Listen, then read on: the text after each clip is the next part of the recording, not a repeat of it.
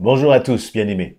Je voudrais partager avec vous quelques pensées autour de la façon dont nous pouvons faire face quand nous traversons des situations difficiles, lorsque nous sommes exposés à peut-être parfois des railleries, des injustices, et nous commençons, et plus on s'accroche, et plus on a l'impression que les vents nous sont contraires.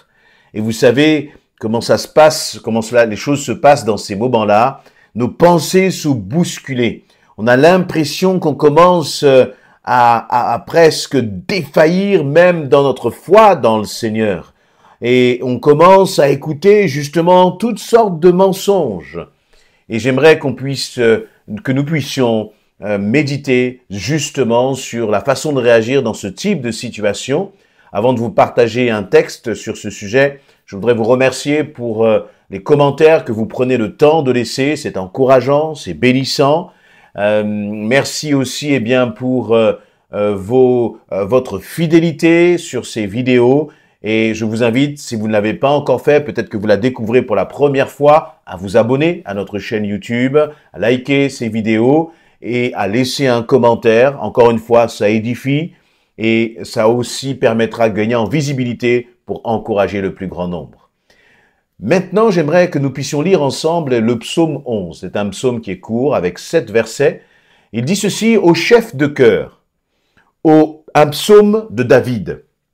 Oui, j'ai fait mon refuge en l'Éternel. Pourquoi alors me répéter, prends ton vol comme un passereau afin de fuir dans les montagnes? Vois les méchants bander leur arc, poser leurs flèches sur la corde pour tirer dans l'obscurité sur ceux dont le cœur est intègre. Lorsque les fondements vacillent, que peut bien faire l'homme droit? L'Éternel est dans son saint temple. L'Éternel a son trône au ciel. De ses yeux, il observe, il sonde les humains. L'Éternel sonde ceux qui sont justes, mais il déteste le méchant et l'homme est pris de violence. Il fait pleuvoir sur les méchants du charbon, du feu et du soufre. Il les expose au vent brûlant. Voilà la part qu'il leur réserve. Car l'Éternel est un Dieu juste, un Dieu qui aime la justice. Les hommes droits verront sa face. Dans ce passage, et dans ce psaume, il nous est parlé de David. David va commencer tout de suite par poser le cadre, si je puis dire, en disant « Oui, j'ai mon refuge, oui, j'ai mon refuge en l'Éternel. Mon refuge, c'est l'Éternel. » Et vous savez, c'est le genre de déclaration que nous pouvons faire tous, autant que nous sommes, nous qui sommes enfants de Dieu, que nous pouvons déclarer. Mais la réalité, c'est que cette déclaration devient une vérité dans notre cœur, dans notre vie, se manifeste réellement dans les moments d'adversité. On peut le dire facilement, on peut le chanter, on peut le déclarer. Mais est-ce que lorsque les vents sont contraires, alors lorsque tu es attaqué, lorsque tu traverses des moments difficiles, est-ce que tu peux continuer de déclarer « L'Éternel est mon refuge ». Et je crois que c'est dans ces moments-là que c'est important, parce que nous n'avons pas besoin d'un refuge lorsque tout va bien. Nous avons besoin d'un refuge lorsque nous sommes isolés, lorsque nous sommes attaqués. Voyez, par exemple, la personne qui est isolée en pleine montagne a besoin d'un refuge pour s'abriter. Eh bien, c'est lorsque la nuit va commencer à descendre, lorsque la température va commencer à descendre, lorsque les circonstances, l'environnement, le climat va commencer à devenir hostile. Et c'est dans ces moments-là que la réalité de Jésus-Christ comme ton refuge prend tout son sens. Mais c'est malheureusement dans ces moments-là que nous commençons à trembler. C'est dans ces moments-là que finalement nous commençons à chercher toutes sortes de solutions.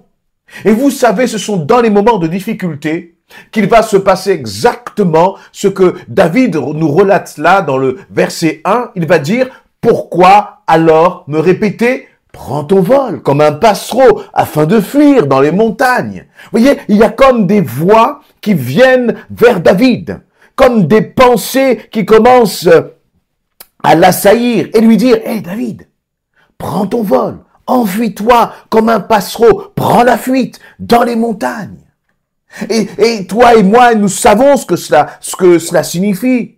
Parce que lorsque comment dire, tu entends le diagnostic du médecin, et lorsque tu entends le banquier parler, lorsque tu vois peut-être des membres de ta famille parler, lorsque tu entends les collègues de travail te parler, lorsque tu vois ta situation, tu as l'impression que tout est en train de s'écrouler, il y a ces voix qui te disent « Hey, prends ton vol !»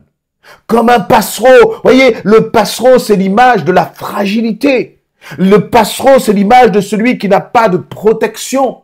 Alors que juste avant, David déclare « J'ai fait mon refuge de l'Éternel ». Et j'aime encore une fois la tournure de cette phrase, de cette déclaration. C'est toi qui fais de l'Éternel ton refuge, parce que le refuge, il est là, l'Éternel est là. Mais est-ce que toi, tu vas te réfugier en lui? C'est là la question. Ou vas-tu continuer d'écouter toutes ces voix qui t'assaillent, toutes ces pensées mensongères? Finalement, bien-aimés, c'est notre réaction qui fait de nous des passereaux. C'est notre réaction qui nous fragilise. Soit tu décides de rester à l'abri du Très-Haut, soit tu décides de rester dans la présence de l'Éternel parce que c'est là ton refuge, ou soit tu décides d'écouter ces pensées mensongères qui te disent « Fuis, trouve d'autres solutions, essaye peut-être par toi-même. » Finalement, lorsqu'on est dans le refuge et qu'on fuit, c'est qu'on considère que le refuge n'est pas suffisant. Et ça peut arriver. Imaginez quelqu'un qui est en train de paniquer. Lorsque l'on panique, eh bien, on commence à avoir des réactions et prendre des décisions qui sont celles d'un insensé. Lorsque l'on panique, c'est la panique parfois qui peut nous tuer. Imaginons quelqu'un où il y a un incendie dans sa maison. Eh bien, il va falloir agir avec beaucoup de sang-froid pour s'en sortir. Ou quelqu'un qui est en train de se noyer, il va falloir là aussi manifester du calme pour s'en sortir. Mais plus on panique, et plus on devient comme ce passereau. Le Seigneur te dit, ne crains pas, n'aie pas peur, je suis avec toi, reste sous mon abri, te dit le Seigneur. Et au verset 2, je continue, il va dire, mais vois les méchants bander leur arc, poser leurs flèches sur la corde pour tirer dans l'obscurité sur ceux dont le cœur est intègre. Oui, tu peux voir effectivement l'ennemi agir. Tu peux voir peut-être les personnes se lier contre toi. Tu peux voir les situations vraiment se dégrader dans ta vie peut-être.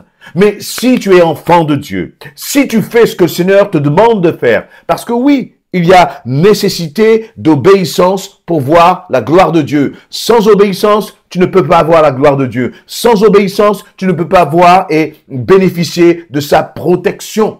Si tu désobéis, tu deviens comme le passereau qui va fuir dans les montagnes. Mais les montagnes, c'est peut-être l'endroit justement du danger. Et donc, David va insister, il va dire, voyez, le méchant qui va bander sa flèche pour tirer sur le cœur intègre. Lorsque les fondements vacillent, qu'est-ce que tu peux faire en tant qu'homme qui est enfant de Dieu, femme qui est enfant de Dieu? Eh bien, il faut que tu regardes à l'Éternel. Lui, il est là, dans son saint temple, il va dire au verset 4. Il va sonder les cœurs. Il va regarder ceux qui sont justes.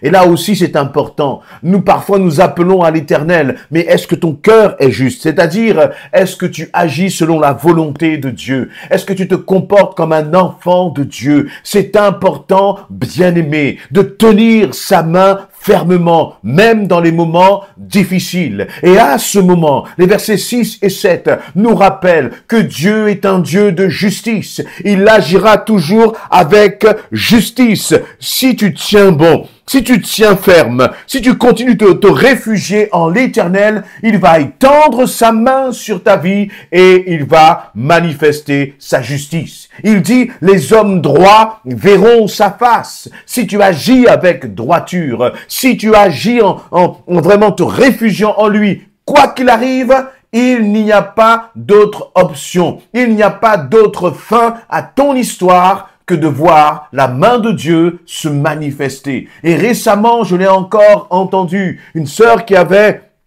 une question de justice à régler. Et ça durait 1 an, presque peut-être 2 ans. Et Dieu a manifesté sa gloire. Pourquoi? Parce que cette sœur, elle a continué de se réfugier en l'Éternel. Elle a continué de mettre sa confiance en lui. Au quotidien, ça n'a pas été difficile, ça n'a pas été facile, pardon. Il y a eu très certainement des nuits parfois d'angoisse, parfois des nuits de stress, en se demandant, mais Seigneur, quand est-ce que cela va se terminer? Mais parce qu'elle a gardé sa confiance en l'Éternel, Dieu a manifesté sa gloire et sa justice. Et je pourrais vous raconter d'autres cas encore comme cela.